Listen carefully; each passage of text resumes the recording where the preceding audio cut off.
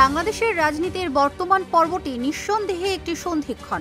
রাষ্ট্র ক্ষমতার চিরচেনা খেলায় এবার যুক্ত হয়েছে সংস্কারের প্রস্তাব, জাতীয় ঐক্যমত্য কমিশনের সুপারিশ আর তার মধ্য দিয়ে একটি নতুন রাজনৈতিক ন্যারেটিভ তৈরির চেষ্টা। এই ন্যারেটিভের কেন্দ্রে বিরোধী দল বিএনপি। দলটির জন্য এটি যেন দুই ধারালো ধারের তরবারি। কোনো সিদ্ধান্তই পুরোপুরি নিরাপদ নয়, বরং উভয় পথেই রয়েছে সংকট ও সম্ভাবনার দ্বৈত দরজা। আগে আরেকটা নির্বাচনের আয়োজন করা এই জাতির পক্ষে এই সময়ের মধ্যে কি সম্ভব? তাহলে তো যে কোনো একটা ওনাদের বলতে হবে যে আমরা মানি অথবা মানি না। ঐকমত্য কমিশনের কিছু সুপারিশ বিএনপির কাছে অস্বস্তিকর বলে মনে হওয়া স্বাভাবিক, কেননা এগুলো তাদের ঘোষিত আন্দোলন রাজনৈতিক অবস্থানের সঙ্গে দ্বন্দ্ব তৈরি করে। একটি দল যখন দীর্ঘদিন ধরে দাবি তোলে গণতন্ত্র পুনরুদ্ধার না হলে নির্বাচন হবে না, তখন হঠাৎ করে সেই নির্বাচনী প্রক্রিয়ার ভেতরেই সংস্কার আলোচনায় টেনে আনা রাজনৈতিকভাবে কঠিনই বটে।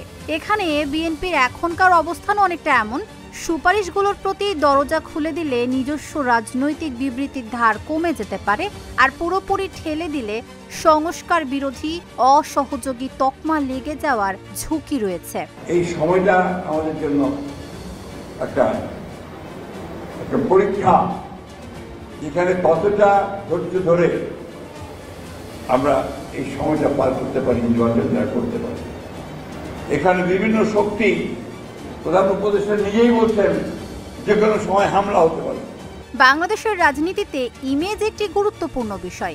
আওয়ামী লীগ দীর্ঘদিন ধরে বিএনপিকে নেতিবাচক রাজনীতি বা বিরাজনীতির কাঠামোতে ফেলতে চেয়েছে। কমিশনের প্রস্তাব যদি বিএনপি সোজাসুজি প্রত্যাখ্যান করে, তাহলে সেই ইমেজ ফিরে আসার সুযোগ আরো দৃঢ় হতে পারে। অন্যদিকে গ্রহণ করলেও প্রশ্ন, তাহলে গত ১.৫ দশকের আন্দোলন এবং তার রাজনৈতিক দাবি দেওয়া কোথায় দাঁড়াবে? জনগণকে বোকা বানিয়ে এই সংস্কার করতে চান, সেটা অবশ্যই আমাদেরকে জনগণের সামনে তুলে ধরতে হবে। বাংলাদেশ এমন এক সময় দাঁড়িয়ে যখন রাজনৈতিক বলবৎ সত্যগুলো দ্রুত বদলে যাচ্ছে।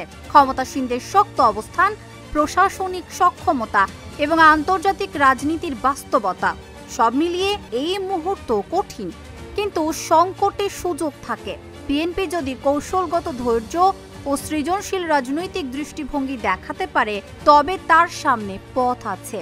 আর যদি আবার পুরনো দ্বিধা ও প্রত্যাশাহীন পথে হাঁটে, তাহলে ইতিহাসের মোড় হয়তো অন্যদিকে ঘুরে যাবে, বিএনপিকে প্রান্ত সীমায় রেখে।